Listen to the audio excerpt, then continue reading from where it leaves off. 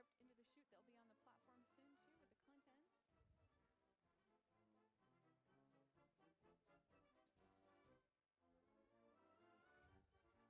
You know, normally we would hear the roar of the crowd for every one announced, and it is noticeably different.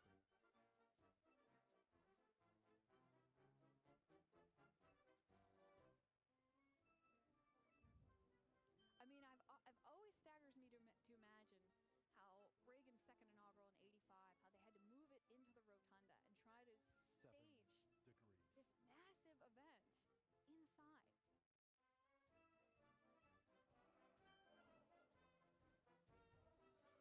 Because you mentioned earlier James Monroe's inauguration outside, the first one to be held outdoors, and the number of people attending just, astronomically more. All right, we've got the Obamas coming through, about to enter into the crypt there. Quite a presence that couple brings. I'm looking for his coat tomorrow. Now that you've mentioned to me you've never seen him in a hat, I keep looking for hats. He's been in a hat. It's just rare when he's in the Capitol building.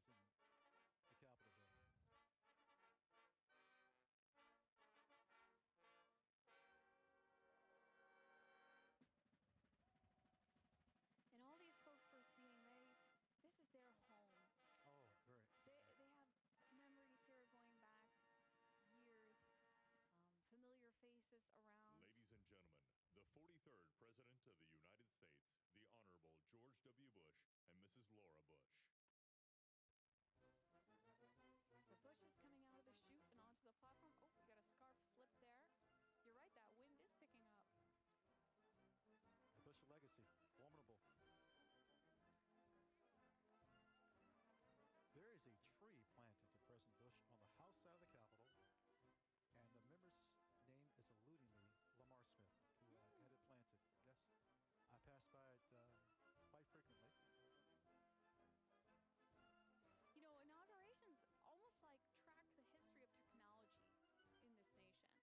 You know, if you think about the early ones, there's no radio, no television, there's no amplification.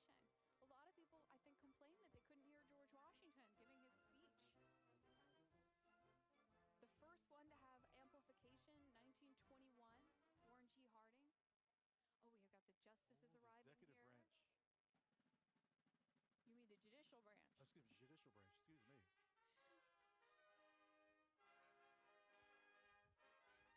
There's the herald trumpets. You mentioned inaugurations. How about President Lincoln? People were within 10 feet from him. Oh, yeah. Soldiers with weapons. Those are called tabards, those things that hang on their trumpets there. They have two sets. They have a navy blue and a white. So those are the navy blue that we see there on the herald trumpets. U.S. Army herald trumpets. So our justices in their robes coming down. They shoot. It's my understanding that they gather in the Ladies old court and gentlemen, chamber. the 44th Get the robes President on of and the kind of come all out United States, together. the Honorable Barack H. Obama and Mrs. Michelle Obama. Noticeable applause. I hear the applause there.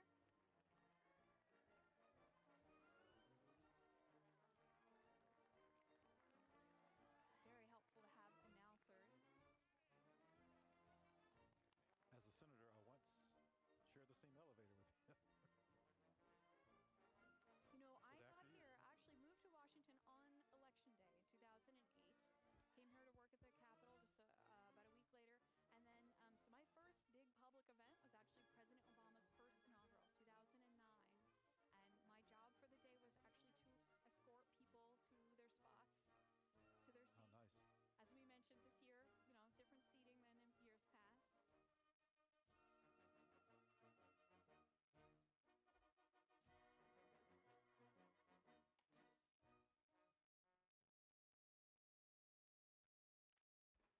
Ladies and gentlemen, the Chief Justice of the United States, the Honorable John G. Roberts, Jr., and the Associate Justices of the Supreme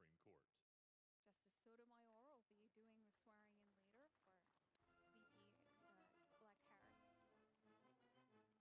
Justice Sotomayor will be doing the swearing in later for VP-elect Harris.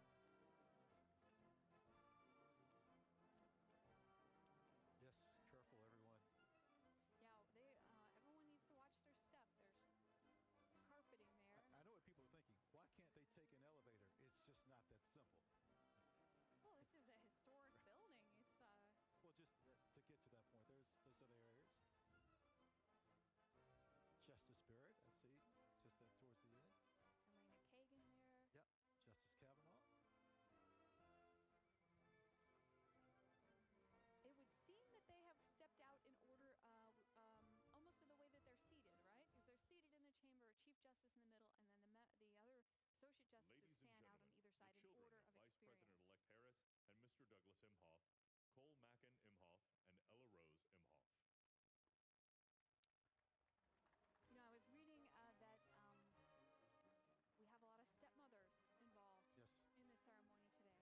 Dr. Jill Biden, stepmother to President-elect Biden's sons, and then, of course, Vice President-elect Harris, stepmother to these two individuals here. This is likely as much as we'll see of the children as coverage of young people. It's out of respect to the family. So Being shown to their seats. They are young, 21 and 26. And Vice President-elect Harris has been their stepmother for a few years now. I think they were maybe teens. this seems so strange that there's so few people there. But It looks very different than inaugurations past. But this tradition is so long that although this looks different than the last one and the one before that, it may not look that different than the ones at the very beginning. You know, we talked about 1801 and people saying they couldn't spot Jefferson because he wasn't wearing any special sash or hat or anything.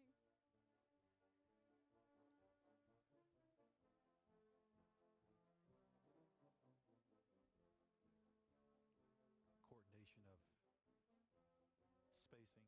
These are more family members here, I believe. These are the Biden's children here. So this is Biden family members.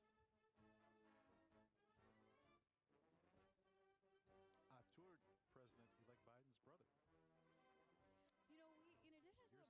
you know, I think folks, when they think about visiting the Capitol, they think about sending their young students here on field trips from all over the nation, or think about coming in and looking at the artworks with us. But we do give tours sometimes to important guests and Yes, dignitaries. very fortunate. Former President Clinton there, shown on the platform.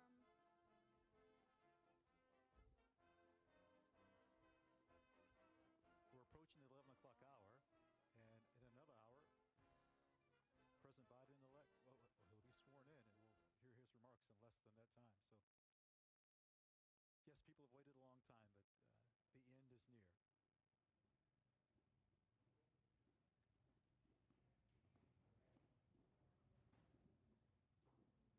All right, so the Biden children, grandchildren, about to step into the chute and out onto the platform. Robert Hunter Biden II, Ashley Blazer Biden, and the grandchildren of the president-elect there.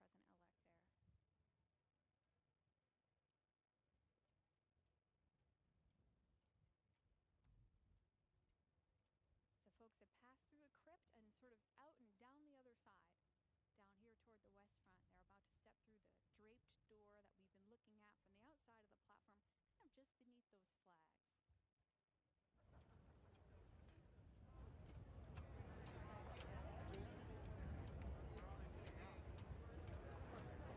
A question one might Ladies ask. and gentlemen, the children of President-elect Biden, Robert Hunter Biden II and Ashley Blazer Biden, also the grandchildren of the president-elect. Now, I just want to point out the Marine Band here is playing John Philip Sousa March, which is called Bow Ideal.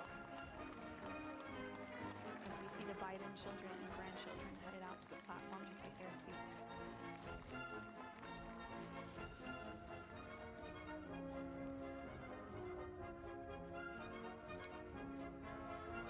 This is the area of the Capitol Visitor Center. Yeah, that's the area where the visitor center attaches to the old front of the Capitol. So if you look closely at the walls here, you can see sandstone from the 2000s attached to sandstone from the 1800s, and a little clear window in the floor. Coming through the crypt. Now, with the approach of Vice President Pence, who's a pretty cool customer, if this isn't emotional, it will be when he leaves on the East Front. So it'll be interesting to see for him and his wife. Just their posture coming down, what the emotions might be. Has to be surreal. Yes. And while all this is happening, the platform filling up with members, the president-elect waiting somewhere inside the Capitol. If you can imagine folks being backstage before a big performance, the jitters, the butterflies, hoping you remember your lines, hoping you remember your marks, right, where you're supposed to stand.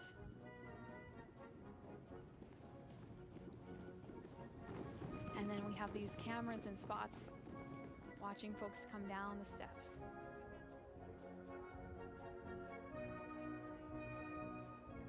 Just behind those steps is actually the spot where they were meant to entomb George Washington, underneath the crypt of the Capitol. Vice President Pence here, about to step out from the chute. We see the Obamas on the platform.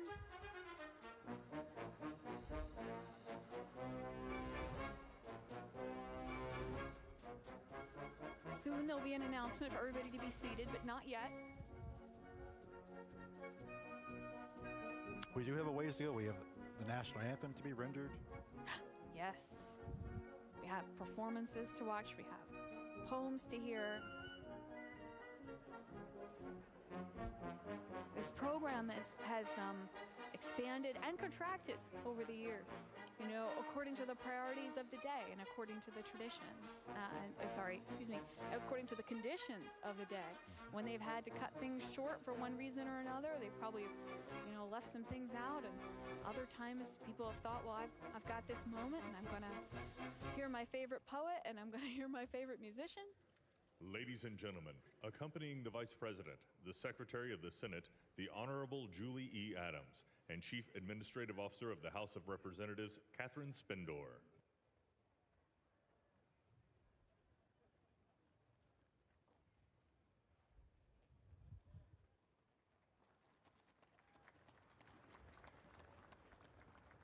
So we got the Secretary of the Senate, Chief Administrative Officer of the Senate there, accompanying Vice President Pence. Ms. Adams was on the left-hand side. And Karen Pence, his wife. Here with Vice President Pence, getting ready to come out of the chute.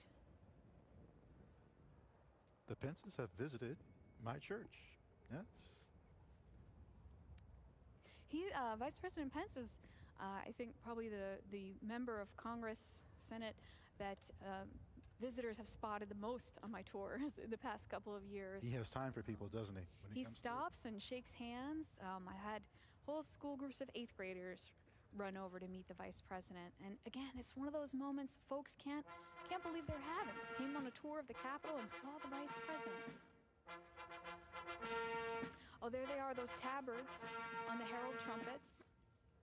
Ladies and gentlemen, the Vice President of the United States, the Honorable Michael R. Pence and Mrs. Karen Pence.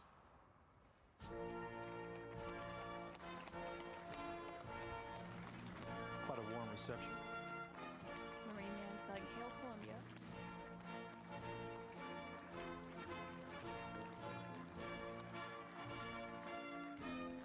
Oh, I'm sorry, I think this is another Sousa March.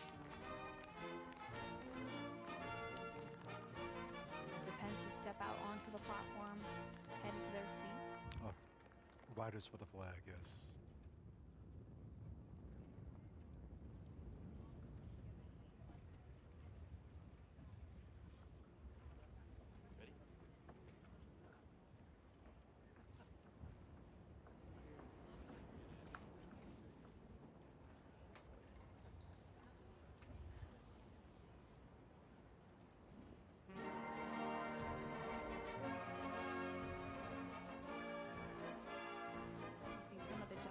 There in the same shot with Vice President Pence.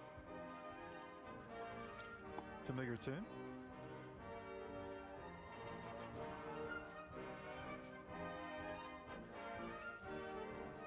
You can hear the audience singing "This Is My Country." You can hear them.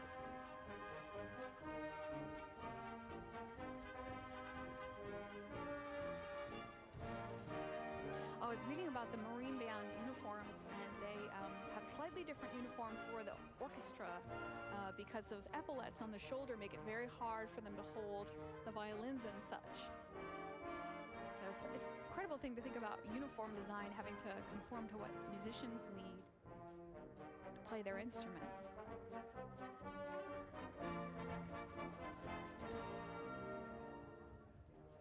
Vice President Pence there. We see there's Dan Quayle and George W. Bush there exchanging a greeting on the platform. Former presidents and former vice presidents and justices, you can see them all there.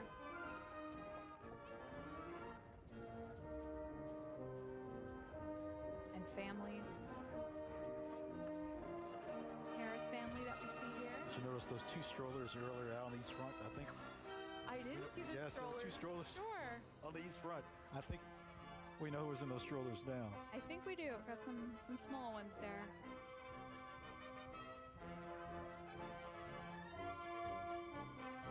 I think maybe the only equivalent in most of our lives maybe is attending like a graduation ceremony for a family member, perhaps. And Graduation, commencement, I would agree. yeah, the idea of everyone, the time it takes for everyone to find their seats, and then for all the names to be announced, and then for everybody to depart. And you've got to dress for the duration, right? Yes. We should mention to people there is a Plan B if we don't have it on the west front outside, and a Plan C. But Seating down here on the west front lawn. So members of Congress, some former members, other guests. some of our colleagues are working in that area. Those mayors and governors that we saw earlier arriving, the diplomatic corps, all these folks have found seats. And of course, everything spread out due to the pandemic. You can see President-elect Biden there at the top corner of our screen. Lots of photos being taken. Some family members. I believe those are the Biden granddaughters there, the three ladies in sort of pastel color coats.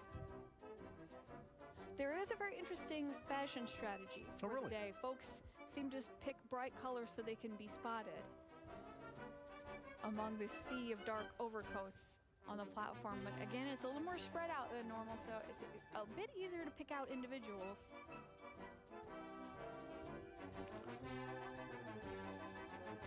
Another view of the Marine Band here. You know, one thing we've noticed, no one has, gone back into the entrance. Coming out the west door. Yes, once Nobody's you're gone out. back in the west Once you're door. out, I think that's it.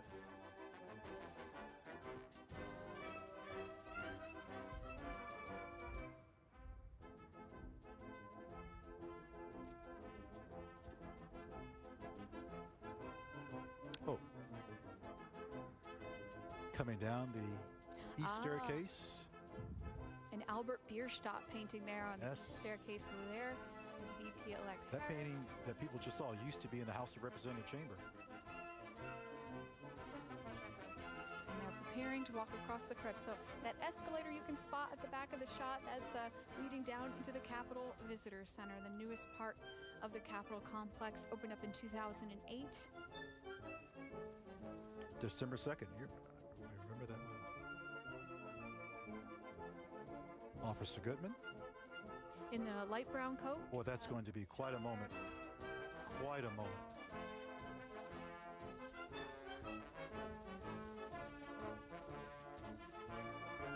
Kamala Harris and Doug Emhoff here preparing to cross the crypt. Here they go. You see those sandstone columns in the crypt. So again, in the pale light brown coat there, United States Capitol Police Officer Eugene Goodman.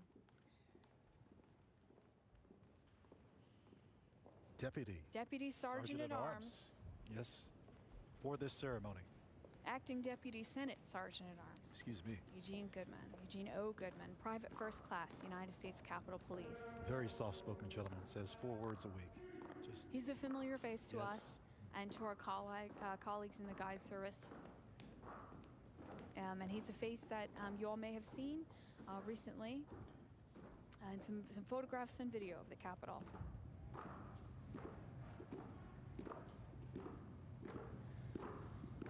We can hear the footsteps of VP-elect Harris coming down the stairs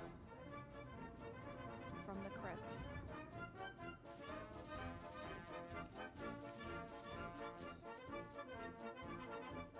Officer Goodman. This is a walk he's made many a time, but never as part of the procession in quite this way. Don't you feel like he's on duty. It's just, You can see his eyes sort of going back and forth. Now, of course, he's seeing familiar faces all around him, but Ladies and gentlemen, accompanying the Vice President-elect, the Chief of Inaugural Ceremonies, Maria Miller-Lohmeyer, the Acting Deputy House Sergeant-at-Arms, Kevin Grubbs, and the Acting Deputy Senate Sergeant-at-Arms, United States Capitol Police Officer Private First Class Eugene O. Goodman. well, crescendo of applause, and we know who that's for. yeah. Officer Goodman.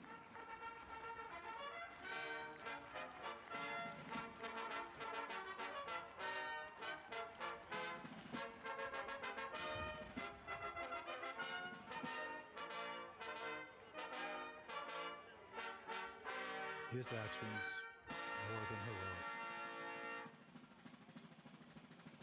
Oh, there we see Speaker Pelosi. And looks like the rest of the JSIC there preparing to cross. Mr. Warrior in the red scarf. We've got to spell out our acronyms. It's the Joint Congressional Committee on Ladies and Inaugural gentlemen, Ceremonies. the Vice President-elect of the United States, Kamala Devi Harris, and Mr. Douglas Emhoff.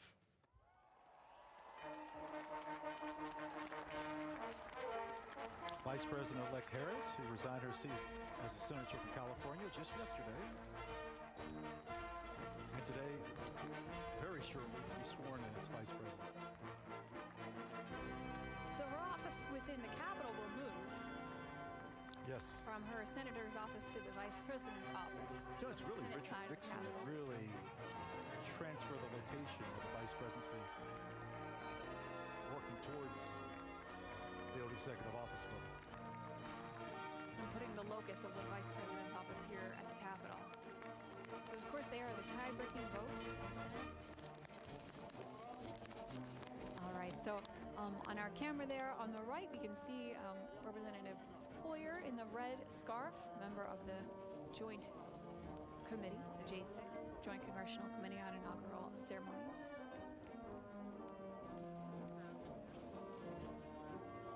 VP-elect Harris hugging her children there.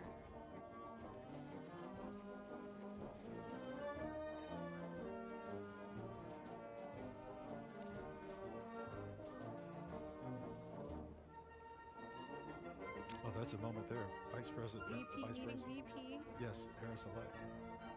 Vice President-elect Harris, yes.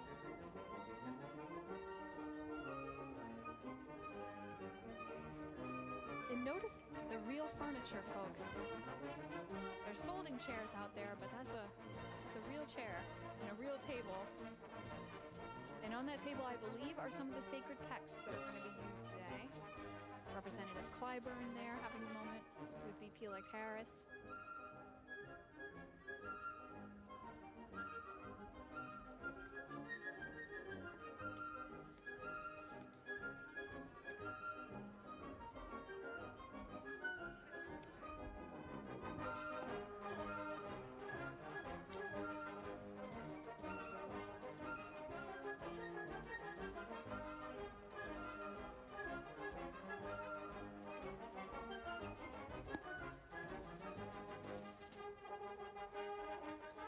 Do I see snow? I see snow flurries, it looks like, in this shot of Chuck Schumer.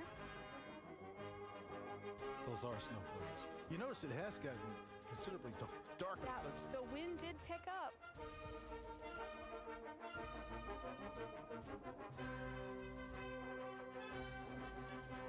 Well, soon to be the 46th president.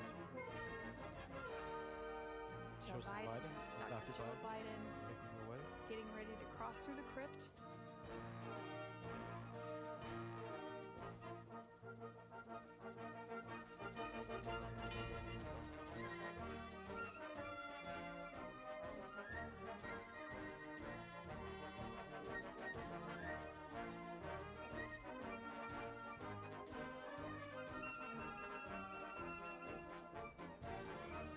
We'll wave to the camera, yes. I can't stress enough that we have cameras in areas that you won't see on on any other live stream or broadcast. These behind-the-scenes shots, this idea The that you can Joint see into the Congressional visitor Committee on center. Inaugural Ceremonies, Staff Representative Alexandria Gordican DeChico, accompanying the House Republican leader, the Honorable Kevin McCarthy. Staff Representative Bridget Brennan, accompanying House Majority Leader, the Honorable Steny Hoyer and Mrs. Yvette Lewis. Staff Representative Kate Knudsen, accompanying Speaker of the House of Representatives, the Honorable Nancy Pelosi and Mr. Paul Pelosi. Staff Representative Lindsey Kerr, accompanying the Honorable Amy Klobuchar and Mr. John Bessler. Staff Representative Stephanie Hager Mucko, accompanying Senate Majority Leader, the Honorable Mitch McConnell and the Honorable Elaine L. Chao. And Staff Representative Rochelle Graves Schroeder, accompanying the Chairman of the Joint Congressional Committee on Inaugural Ceremonies, the Honorable Roy Blunt and Mrs. Abigail Blunt. So those members of the JCEC, the Joint Congressional Committee on Inaugural Ceremonies, the official host of today's 59th inaugural ceremonies, we can see them there headed out onto the platform. The announcer just said the names. Proud moment for the committee. They've put all this together. Not just September, well before that, the planning has gone on. And let's be honest, this has been a different inauguration and hopefully something that we won't see again for a lot of different reasons. And they've really pulled this off handsomely. There goes Senator Blunt, the former Majority Whip of the House.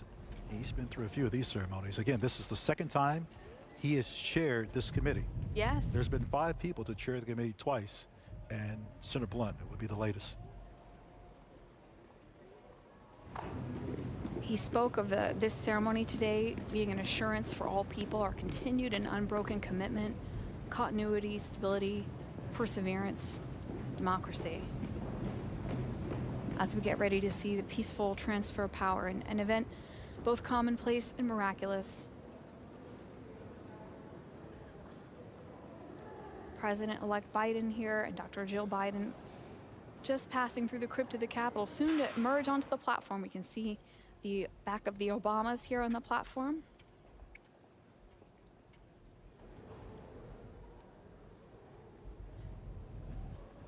Cole and Ella, and it's snowing. Cole and Ella, VP Harris's children there. Ella is the young lady you see with the plaid coat with kind of an embellishment on the shoulders. Ladies and gentlemen, accompanying the President-elect, the Staff Director of the Joint Congressional Committee on Inaugural Ceremonies, Fitzhugh Elder IV, the Acting House Senate Sergeant-at-Arms, Tim Blodgett, and the Acting Senate Sergeant-at-Arms, Jennifer Hemingway. You know, snow, not unheard of in Washington in January. But you know what?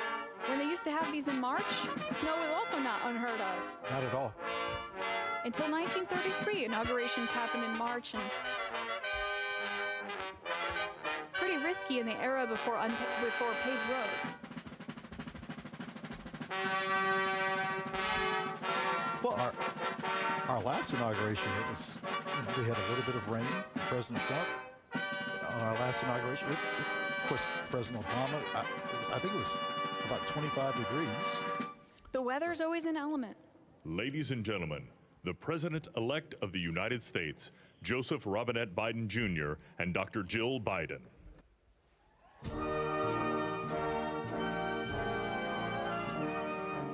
This piece by the Marine Band Trio from Hail America.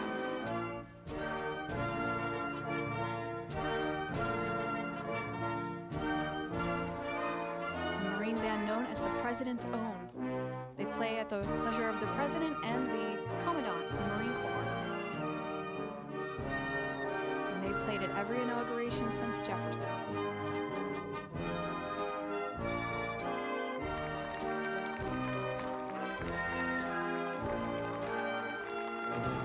Biden's approaching their seats on the platform here. Greeting former VP Dan Quayle.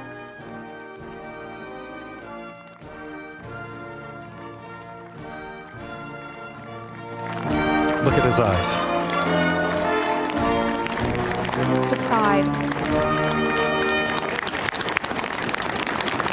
Ladies and gentlemen, please be seated. That's a phrase that is well welcomed right now.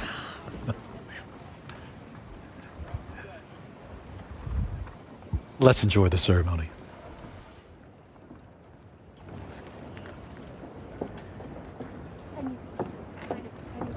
Please welcome the Honorable Amy Klobuchar.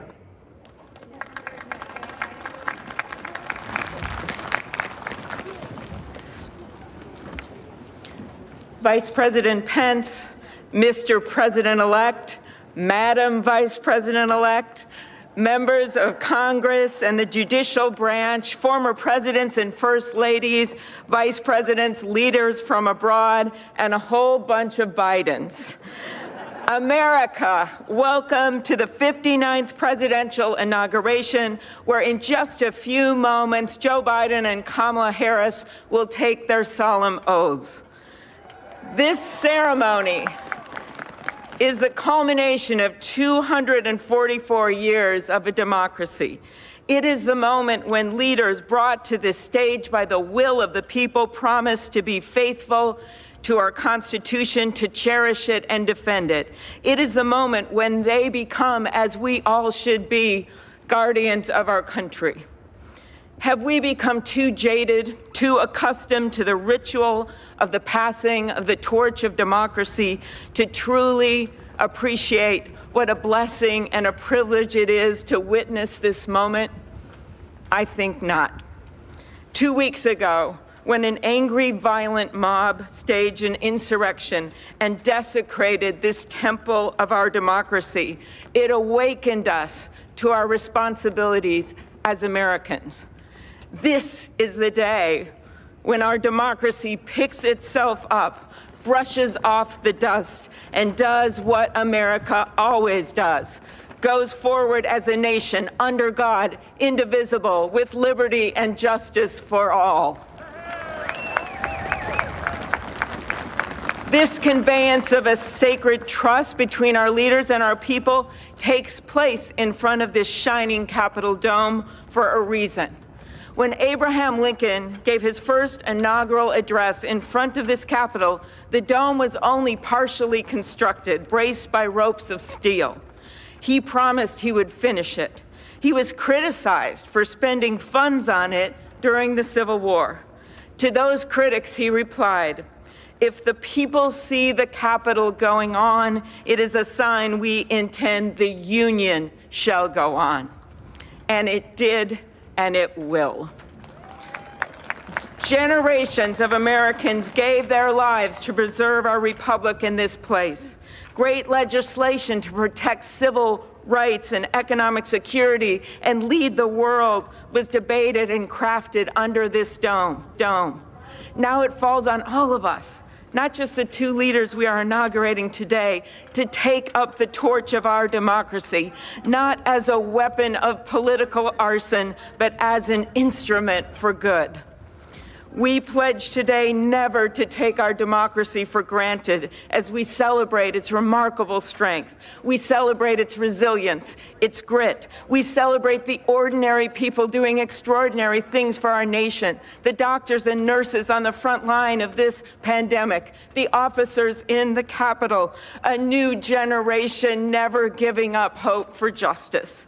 We celebrate a new president, Joe Biden, who vows to restore the soul of America and cross the river of our divides to a higher plane. And we celebrate our first African American, first Asian American, and first woman vice president, Kamala Harris, who stands on the shoulders of so many on this platform who have forged the way to this day. When she takes the oath of office, little girls and boys across the world will know that anything and everything is possible. And in the end, that is America, our democracy, a country of so much good. And today, on these Capitol steps and before this glorious field of flags, we rededicate ourselves to its cause. Thank you. It is now my honor to introduce to you the senator who has worked with me and so many others to make this ceremony possible, my friend and the chair of the inaugural committee, Missouri Senator Roy Blunt.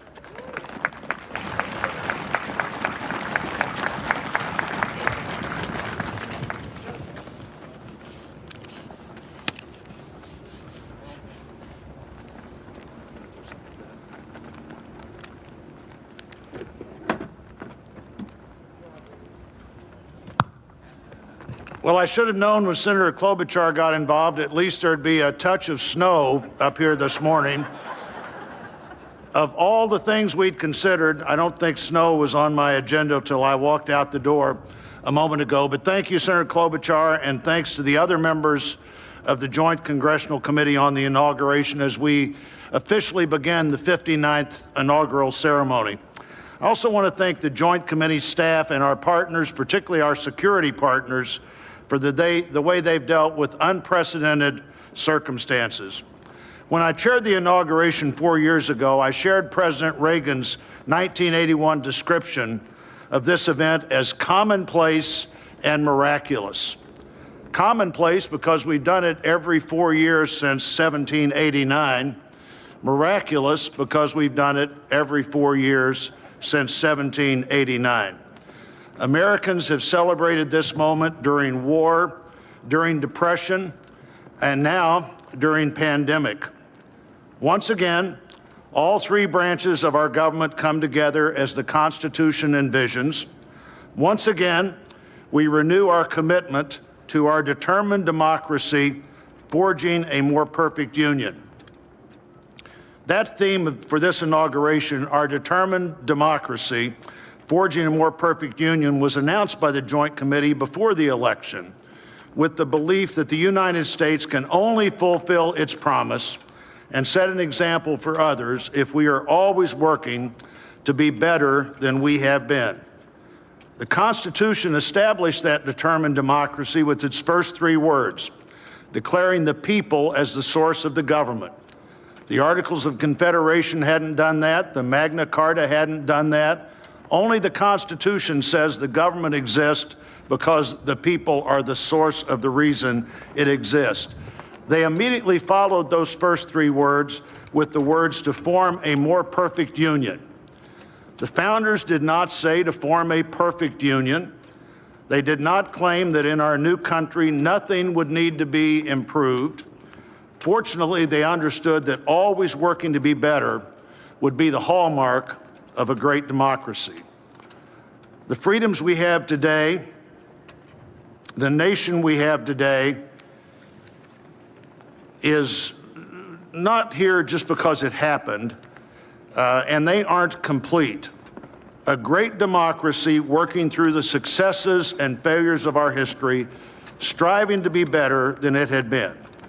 And we are more than we have been, and we are less than we hope to be. The assault on our Capitol at this very place just 2 weeks ago reminds us that a government designed to balance and check itself is both fragile and resilient. During the last year, the pandemic challenged our free and open society and called for extraordinary determination and sacrifice, and still challenges us today. Meeting that challenge head on have been and are healthcare workers, scientists, first responders, essential frontline workers, and so many others we depend on in so many ways. Today we come to this moment, people all over the world, as we're here, are watching and will watch what we do here. Our government comes together. The Congress and the courts join the transition of executive responsibility. One political party more pleased today and on every inaugural day than the other. But this is not a moment of division, it's a moment of unification. A new administration begins and brings with it a new beginning. And with that, our great national debate goes forward, and a determined democracy will continue to be essential in pursuit of a more perfect union and a better future for all Americans. What a privilege for me to join you today. Thank you.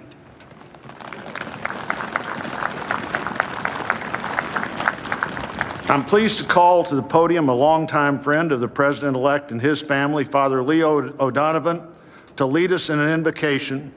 Please stand if you are able and remain standing for the national anthem and the pledge to our flag.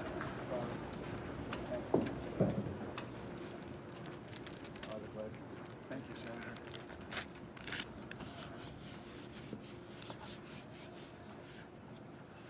You'll have to step for me.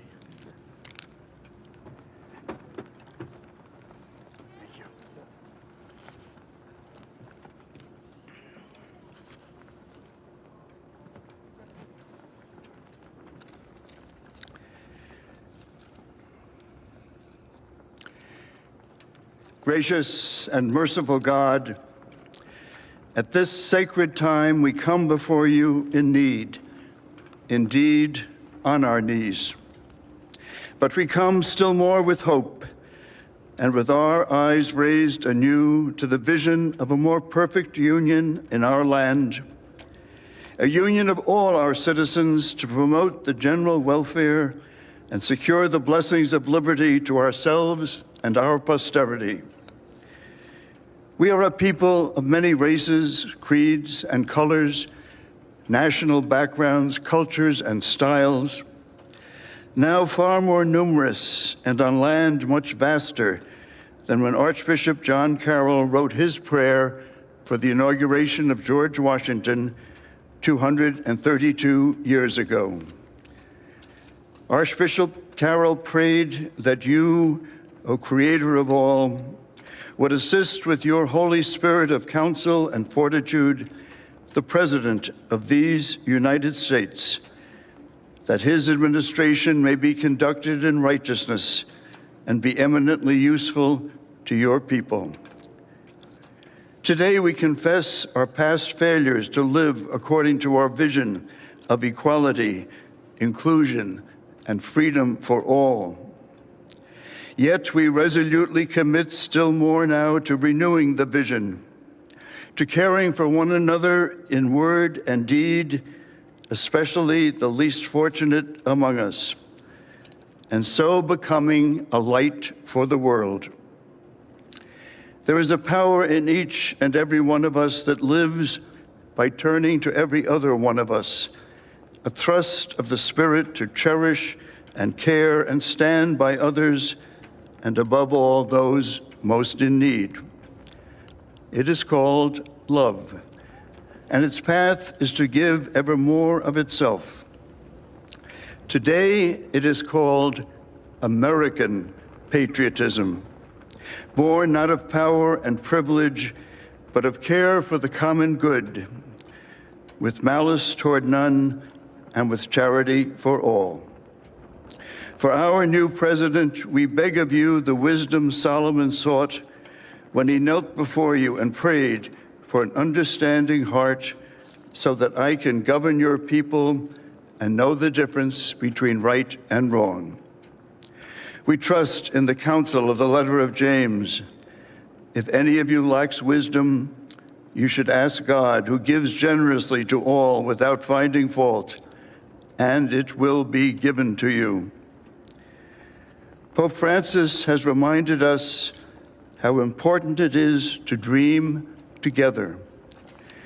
By ourselves, he wrote, we risk seeing mirages, things that are not there. Dreams, on the other hand, are built together. Be with us, holy mystery of love, as we dream together. Help us under our new president to reconcile the people of our land, restore our dream and invest it with peace and justice and the joy that is the overflow of love. To the glory of your name, forever, amen.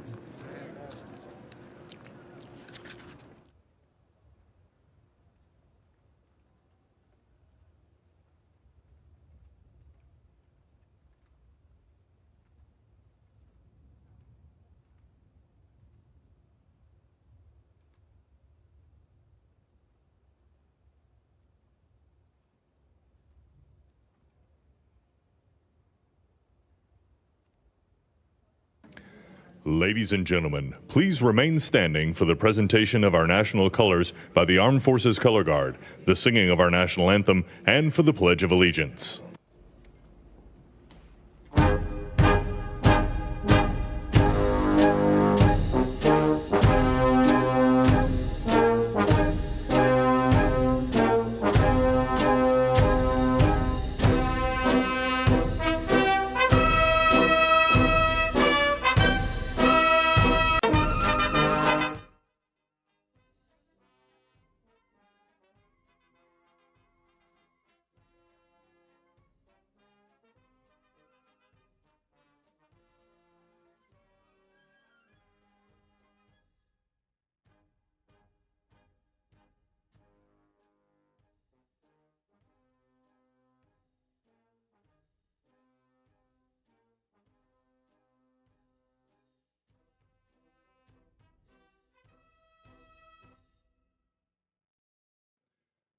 Ladies and gentlemen, here for the singing of our national anthem, accompanied by the President's own United States Marine Band, please welcome Lady Gaga.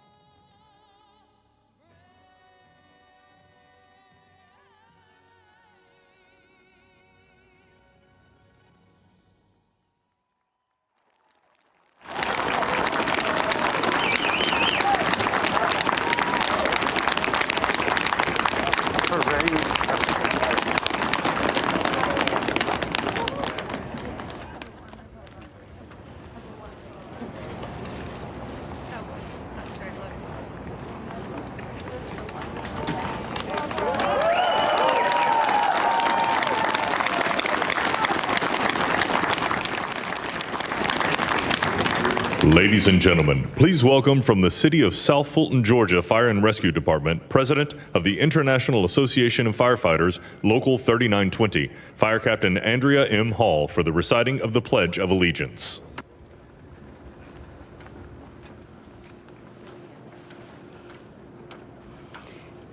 I pledge allegiance to the flag of the United States of America and to the republic for which it stands, one nation, under God, indivisible, with liberty and justice for all.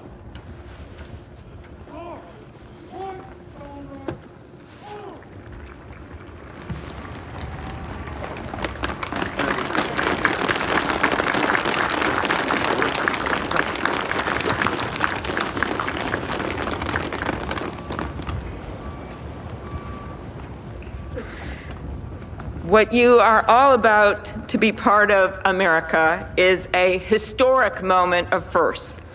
To administer the oath to our first African American, our first Asian American, and our first woman vice president, Kamala Harris, it is my great privilege to welcome to the inaugural stage the first Latina to ever serve on the Supreme Court of the United States of America, Justice Sonia Sotomayor. Ladies and gentlemen, please remain standing for the oath of office, followed by musical honors.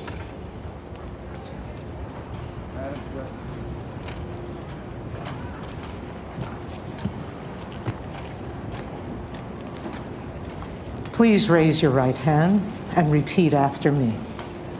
I, Kamala Davy Harris, do solemnly swear I, Kamala Davy Harris, do solemnly swear that I will support and defend the Constitution of the United States that I will support and defend the Constitution of the United States against all enemies, foreign and domestic, against all enemies, foreign and domestic, that I will bear true faith and allegiance to the same, that I will bear true faith and allegiance to the same, that I take this obligation freely, that I take this obligation freely, without any mental reservation or purpose of evasion, without any mental reservation or purpose of evasion, that I will well and faithfully discharge that I will well and faithfully discharge the duties of the office on which I am about to enter. the duties of the office upon which I am about to enter. So help me God. So help me God.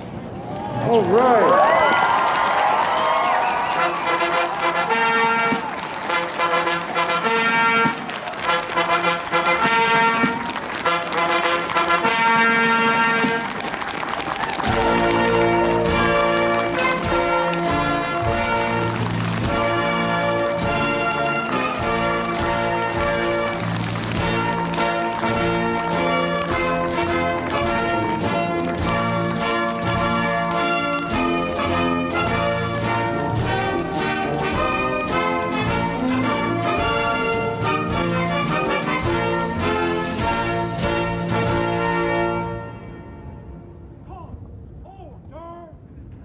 Ladies and gentlemen, please be seated.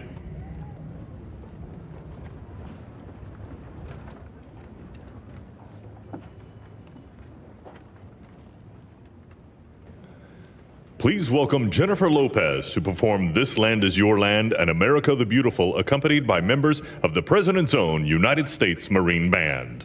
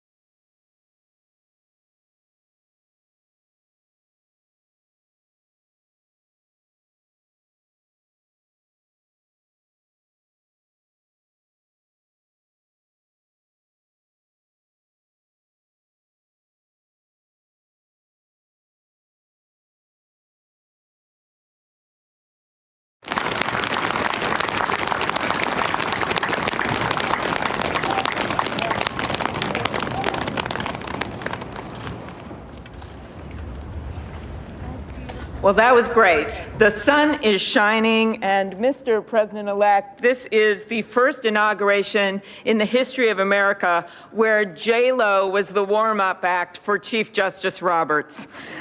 With that, it is now my distinct honor to introduce the Chief Justice of the Supreme Court of the United States, John Roberts, to administer the presidential oath to the next President of the United States, Joseph R. Biden.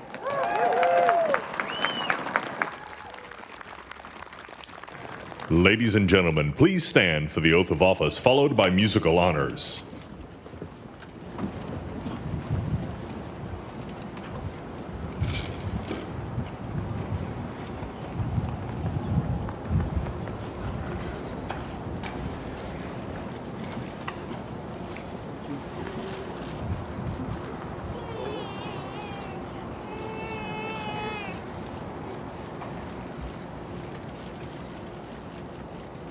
Please raise your right hand and repeat after me.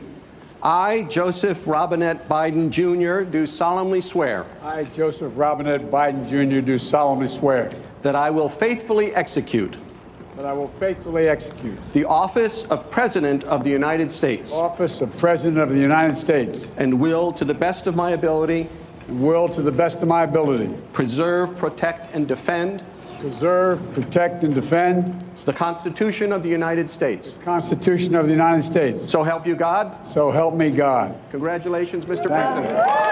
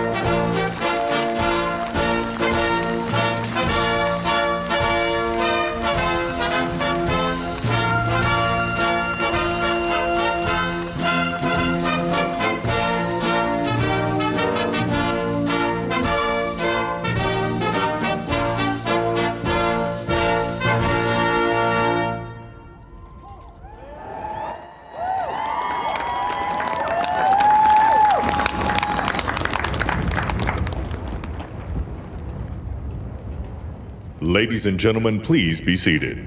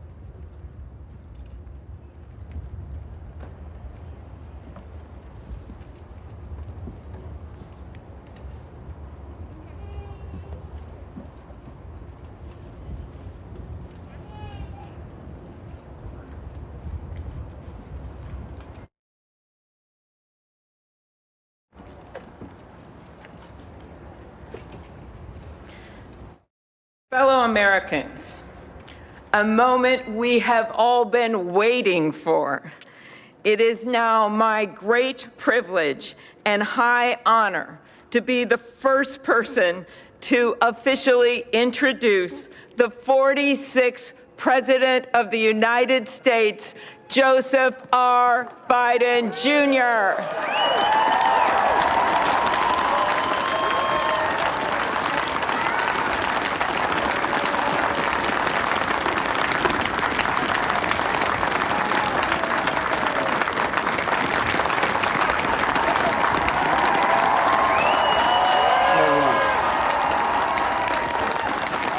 Chief Justice Roberts, Vice President Harris,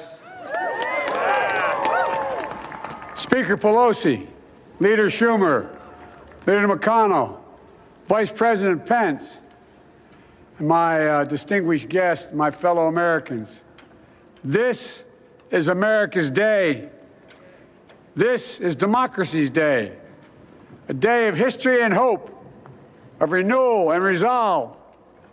Through a crucible for the ages, America has been tested anew, and America has risen to the challenge. Today, we celebrate the triumph not of a candidate, but of a cause, the cause of democracy. The people, the will of the people has been heard, and the will of the people has been heeded. We've learned again that democracy is precious, democracy is fragile. And at this hour, my friends, democracy has prevailed. So now, on this hallowed ground where just a few days ago, violence sought to shake the Capitol's very foundation, we come together as one nation, under God, indivisible, to carry out the peaceful transfer of power as we have for more than 2 centuries. As we look ahead in our uniquely American way, restless, bold, optimistic, and set our sights on the nation we know we can be and we must be. I thank my predecessors of both parties for their presence here today. I thank them from the bottom of my heart.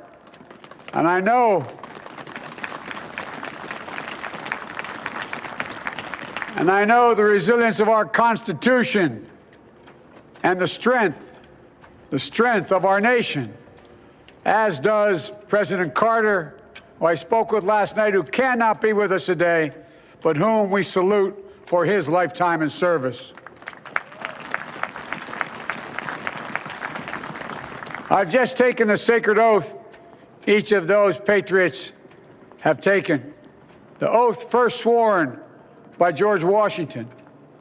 But the American story depends not on any one of us, not on some of us, but on all of us, on we, the people, who seek a more perfect union. This is a great nation. We are good people. And over the centuries, through storm and strife, in peace and in war, we've come so far, but we still have far to go. We'll press forward with speed and urgency, for we have much to do in this winter of peril and significant possibilities.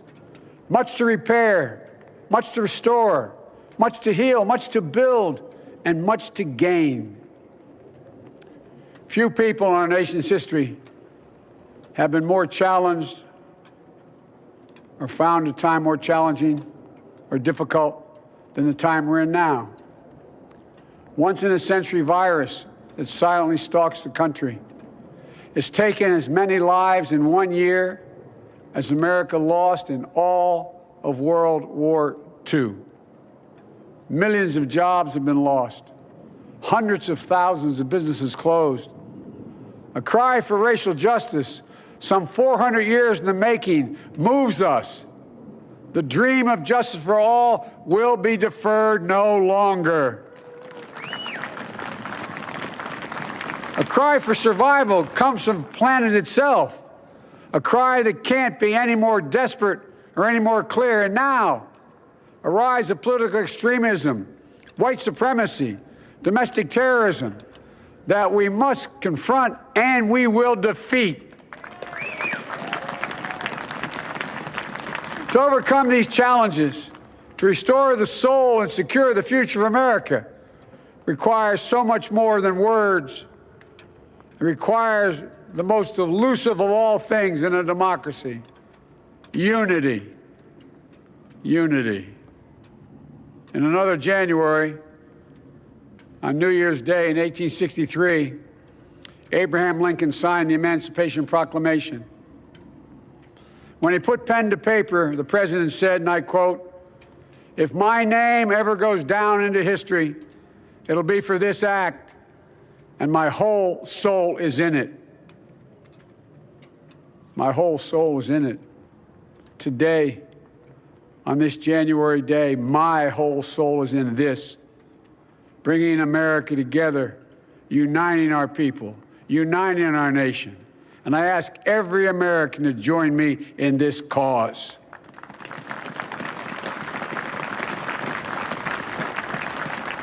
Uniting to fight the foes we face: anger, resentment and hatred, extremism, lawlessness, violence, disease, joblessness, and hopelessness. With unity, we can do great things, important things. We can right wrongs. We can put people to work in good jobs. We can teach our children in safe schools. We can overcome the deadly virus.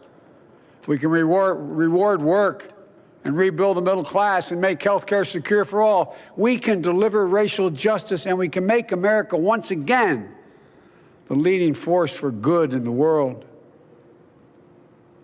I know speaking of unity can sound to some like a foolish fantasy these days. I know the forces that divide us are deep and they are real. But I also know they are not new. Our history has been a constant struggle between the American ideal that we're all are created equal and the harsh, ugly reality that racism, nativism, fear, demonization have long torn us apart. The battle is perennial, and victory is never assured. Through Civil War, the Great Depression, World War, 9/11, through struggle, sacrifice, and setbacks, our better angels have always prevailed. In each of these moments, enough of us have come together to carry all of us forward. And we can do that now. History, faith, and reason show the way of unity. We can see each other not as adversaries, but as neighbors. We can treat each other with dignity and respect. We can join forces, stop the shouting, and lower the temperature. For without unity, there is no peace, only bitterness and fury. No progress, only exhausting outrage. No nation, only a state of chaos. This is our historic moment of crisis and challenge, and unity is the path forward.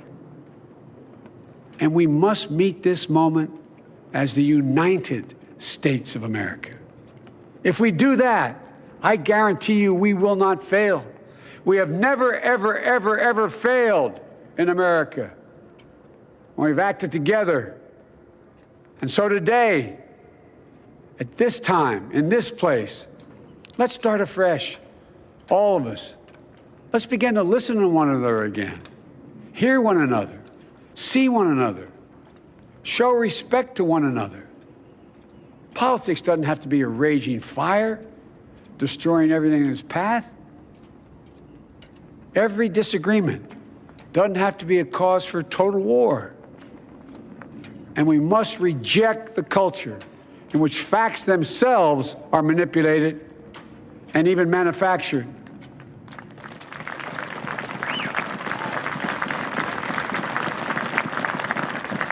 My fellow Americans, we have to be different than this. America has to be better than this.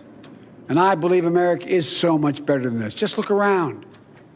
Here we stand in the shadow of the Capitol Dome, as was mentioned earlier, completed amid the Civil War, when the Union itself was literally hanging in the balance.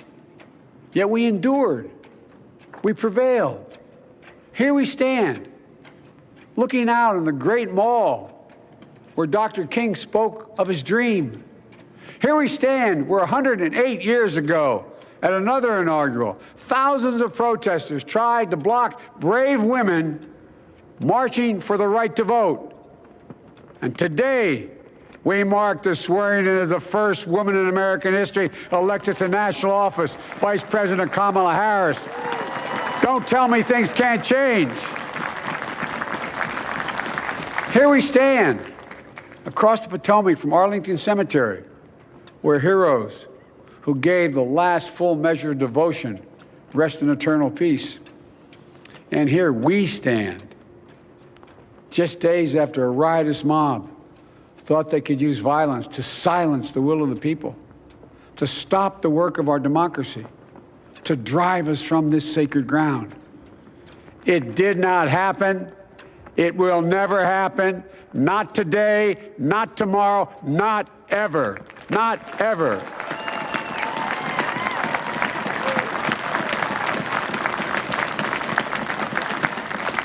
To all those who supported our campaign, I'm humbled by the faith you've placed in us. To all those who did not support us, let me say this. Hear me out as we move forward. Take a measure of me and my heart. And if you still disagree, so be it. That's democracy. That's America. The right to dissent peaceably within the guardrails of our republic is perhaps this nation's greatest strength. Yet hear me clearly. Disagreement must not lead to disunion. And I pledge this to you. I will be a president for all Americans. All Americans. And I promise you, I will fight as hard for those who did not support me as for those who did.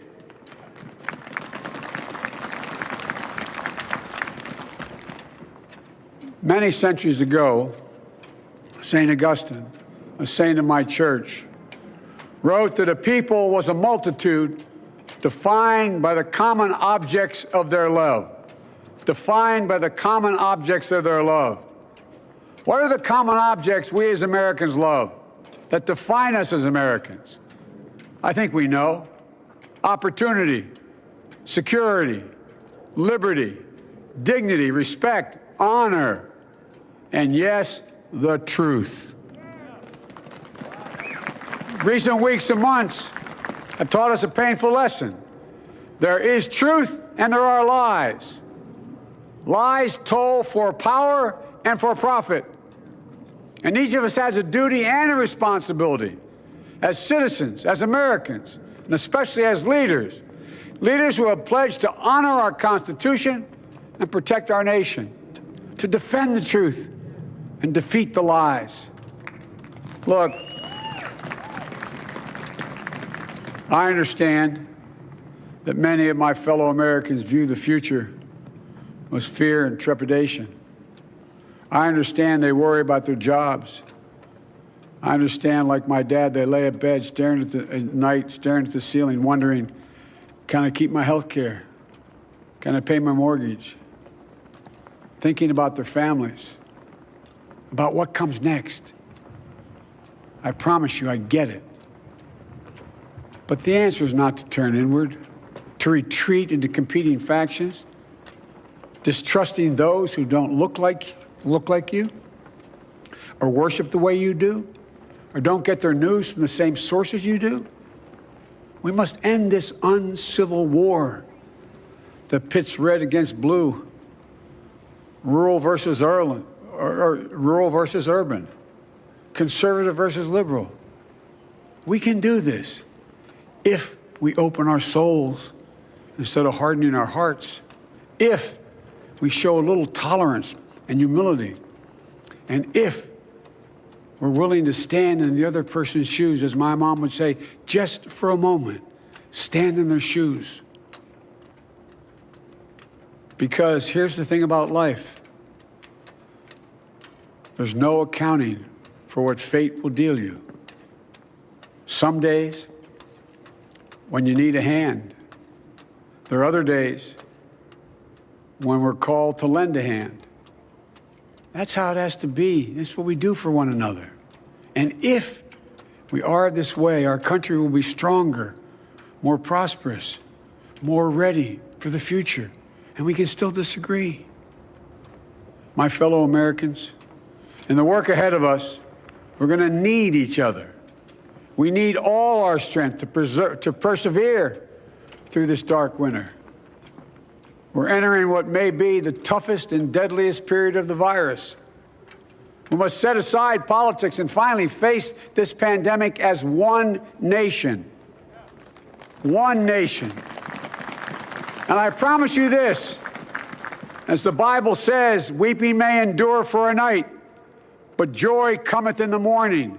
We will get through this together. Together. Look, folks, all my colleagues I serve with in the House and the Senate up here, we all understand the world is watching all of us today. So here's my message to those beyond our borders. America has been tested, and we've come out stronger for it. We will repair our alliances and engage with the world once again, not to meet yesterday's challenges, but today's and tomorrow's challenges. And we'll lead not merely by the example of our power, but by the power of our example.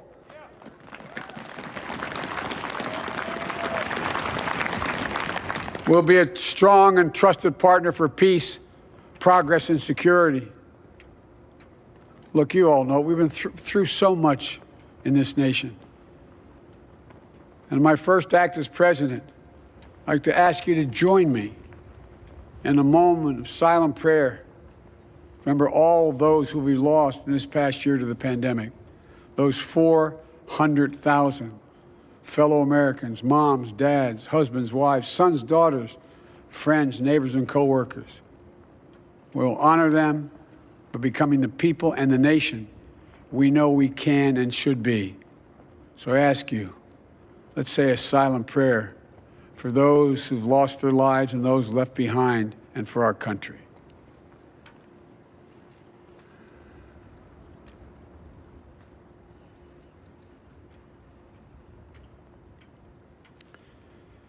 Amen.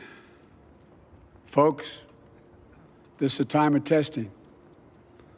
We face an attack on our democracy and on truth, a raging virus, growing inequity, the sting of systemic racism, a climate in crisis, America's role in the world. Any one of these would be enough to challenge us in profound ways. But the fact is, we face them all at once, presenting this nation with one of the gravest responsibilities we've had. Now we're going to be tested. Are we going to step up, all of us? It's time for boldness, for there's so much to do. And this is certain. I promise you, we will be judged, you and I, by how we resolve these cascading crises of our era. We will rise to the occasion is the question. Will we master this rare and difficult hour? Will we meet our obligations and pass along a new and better world to our children? I believe we must. I'm sure you do as well. I believe we will. And when we do, we'll write the next great chapter in the history of the United States of America, the American story. A story that might sound something like a song that means a lot to me. It's called American Anthem. There's one verse that stands out, at least for me, and it goes like this. The work and prayers of century have brought us to this day. What shall be our legacy? What will our children say? Let me know in my heart when my days are through. America, America, I gave my best to you. Let's us add our own work and prayers to the unfolding story of our great nation. If we do this, then when our days are through, our children and our children's children will say of us, they gave their best, they did their duty, they healed a broken land. My fellow Americans, I close the day where I began, with the sacred oath. Before God and all of you, I give you my word. I will always level with you. I will defend the Constitution. I'll defend our democracy. I'll defend America. And I'll give all of you, keep everything I do in your service, thinking not of power, but of possibilities, not of personal interest, but the public good. And together, we shall write an American story of hope, not fear, of unity, not division, of light, not darkness, a story of decency and dignity, love and healing, greatness and goodness. May this be the story that guides us, the story that inspires us, and the story that tells ages yet to come that we answered the call of history. We met the moment. Democracy and hope, truth and justice did not die on our watch, but thrived. That America secured liberty at home and stood once again as a beacon to the world. That is what we owe our forebears, one another, and generation to follow. So, with purpose and resolve, we turn to those tasks of our time, sustained by faith, driven by conviction, and devoted to one another and the country we love with all our hearts. May God bless America, and may God protect our troops. Thank you, America.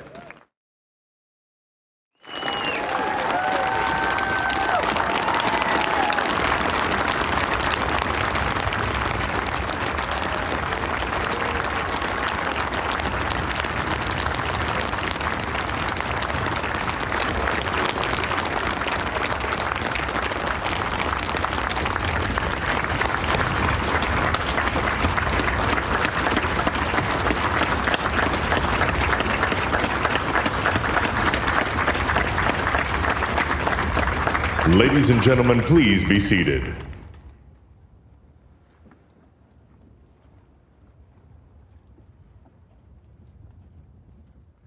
Ladies and gentlemen, please welcome Garth Brooks to perform Amazing Grace.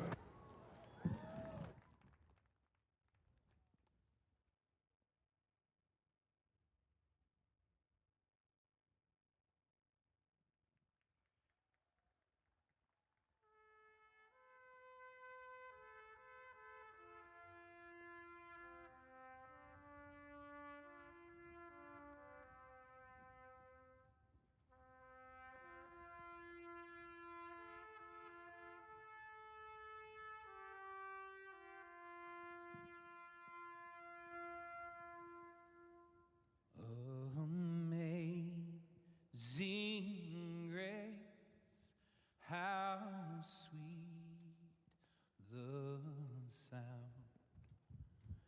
that saved a wretch like me.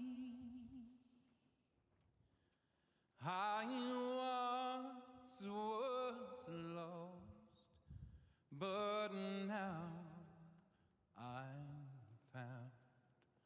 Was blind, but now I see. When we've been there 10,000 years, bright shining as the sun,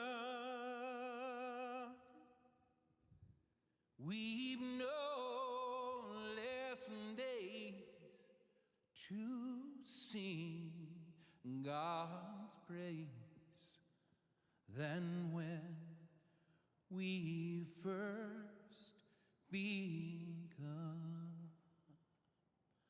If I can ask you to sing this last verse with me, not just the people here, but the people at home, at work, as one, united. Amazing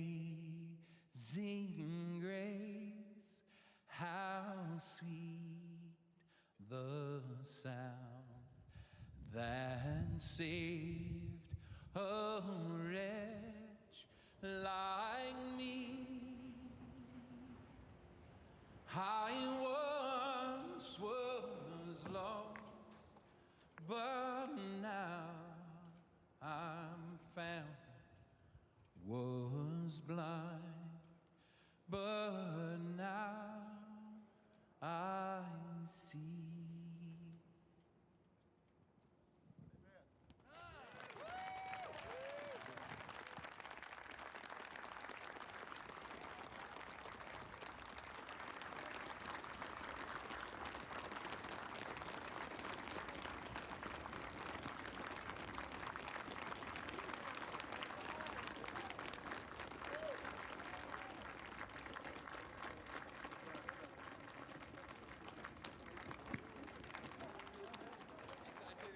Hard not to be reminded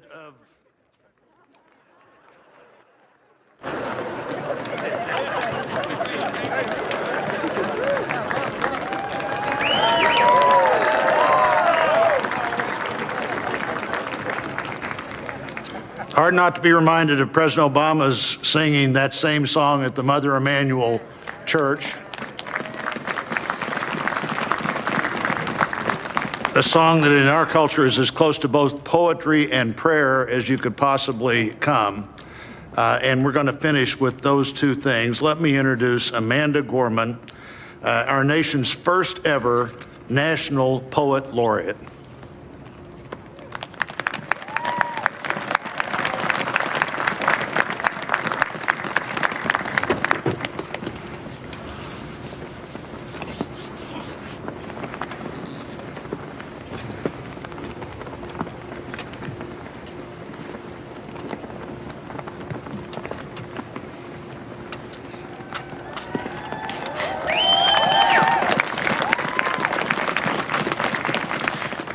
Mr. President, Dr. Biden, Madam Vice President, Mr. Emhoff, Americans, and the world. When day comes, we ask ourselves, where can we find light in this never-ending shade? The loss we carry, a sea we must wade. We've braved the belly of the beast. We've learned that quiet isn't always peace, in the norms and notions of what just isn't always just is. And yet the dawn is hours before we knew it. Somehow we do it. Somehow we've weathered and witnessed a nation that isn't broken, but simply unfinished. We, the successors of a country and a time where a skinny black girl descended from slaves and raised by a single mother can dream of becoming president, only to find herself reciting for one. And yes, we are far from polished, far from pristine, but that doesn't mean we are striving to form a union that is perfect. We are striving to forge our union with purpose, to compose a country committed to all cultures, colors, characters, and conditions of man. And so we lift our gazes not to what stands between us, but what stands before us. We close the divide because we know to put our future first. We must first put our differences aside. We lay down our arms so we can reach out our arms to one another. We seek harm to none and harmony for all. Let the globe, if nothing else, say this is true. That even as we grieved, we grew. That even as we hurt, we hoped. That even as we tired, we tried. That we'll forever be tied together, victorious, not because we will never again know defeat, but because we will never again sow division. Scripture tells us to envision that everyone shall sit under their own vine and fig tree, and no one shall make them afraid. If we're to live up to our own time, then victory won't lie in the blade, but in all the bridges we've made. That is the promised glade, the hill we climb, if only we dare it, because being American is more than a pride we inherit. It's the past we step into and how we repair it. We've seen a force that would shatter our nation rather than share it, would destroy our country if it meant delaying democracy. And this effort very nearly succeeded. But while democracy can be periodically delayed, it can never be permanently defeated. In this truth, in this faith we trust, for while we have our eyes on the future, history has its eyes on us. This is the era of just redemption. We feared it at its inception. We did not feel prepared to be the heirs of such a terrifying hour, but within it we found the power to author a new chapter, to offer hope and laughter to ourselves. So while once we asked, how could we possibly prevail over catastrophe? Now we assert, how could catastrophe possibly prevail over us? We will not march back to what was, but move to what shall be, a country that is bruised but whole, benevolent but bold, fierce and free.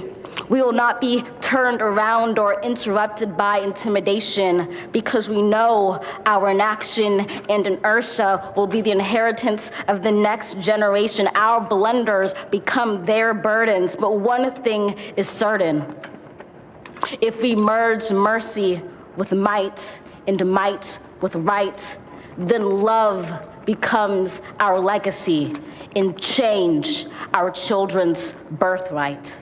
So let us leave behind a country better than the one we were left. With every breath from my bronze-pounded chest, we will raise this wounded world into a wondrous one. We will rise from the gold-limbed hills of the West. We will rise from the wind-swept Northeast, where our forefathers first realized revolution. We will rise from the lake-rimmed cities of the Midwestern states. We will rise from the sun-baked South. We will rebuild, reconcile, and recover in every known nook of our nation, in every corner called our country. Our people, diverse and beautiful, will emerge battered and beautiful. When day comes, we step out of the shade, aflame and unafraid. The new dawn blooms as we free it. For there is always light, if only we're brave enough to see it, if only we're brave enough to be it.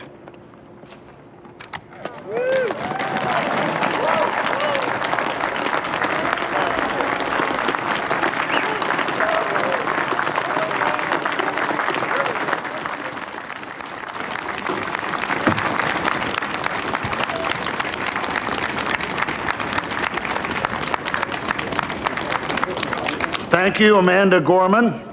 Now for our benediction, I'm pleased to introduce Reverend Dr. Sylvester Beeman, the pastor of the Bethel African Methodist Episcopal Church in Wilmington, Delaware, a friend of President Biden for 30 years.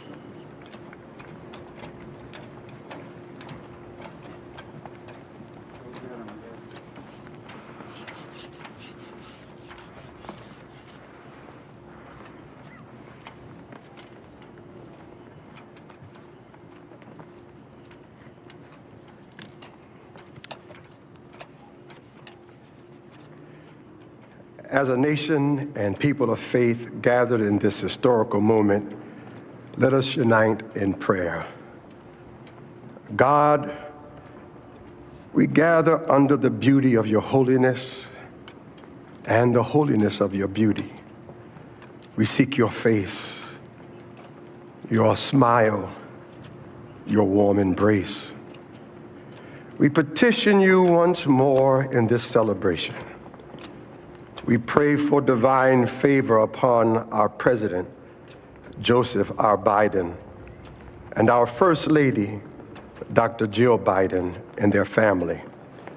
We further ask that you would extend the same favor upon our Vice President, Kamala D. Harris, and our second gentleman, Doug Emhoff, and their family. More than ever, they and our nation need you. We need you, for in you we discover our common humanity. In our common humanity, we will seek out the wounded and bind their wounds. We will seek healing for those who are sick and diseased. We will mourn our dead. We will befriend the lonely, the least, and the left out. We will share our abundance with those who are hungry. We will do justly to the oppressed, acknowledge sin, and seek forgiveness, thus grasping reconciliation. In discovering our humanity, we will seek the good in and for all our neighbors. We will love the unlovable, remove the stigma of the so-called untouchables. We will care for our most vulnerable, our children, the elderly, emotionally challenged, and the poor.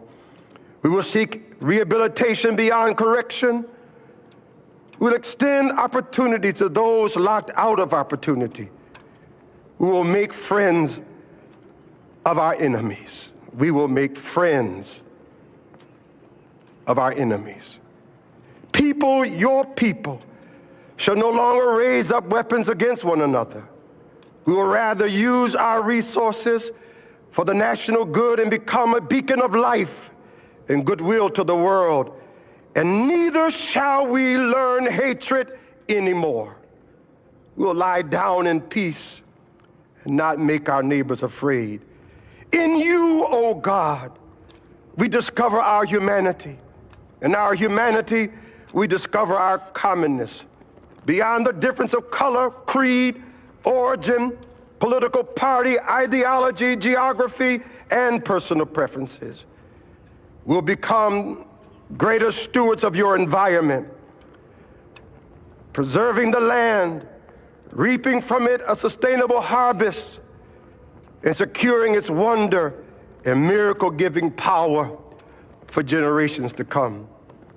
This is our benediction, that from these hallowed grounds, where slaves labored to build this shrine and citadel to liberty and democracy, let us all acknowledge, from the indigenous Native American to those who recently received their citizenship, from the African American to those whose foreparents came from Europe and every corner of the globe, from the wealthy to those struggling to make it, from every human being, regardless of their choices, that this is our country. As such, teach us, O God. As such, teach us, O God, to live in it, love in it, be healed in it, and reconcile to one another in it, lest we miss kingdom's goal. To your glory, majesty, dominion, and power forever. Hallelujah. Glory, hallelujah. In the strong name of our collective faith, amen. Please remain standing as the Armed Forces Color Guard retires our national colors.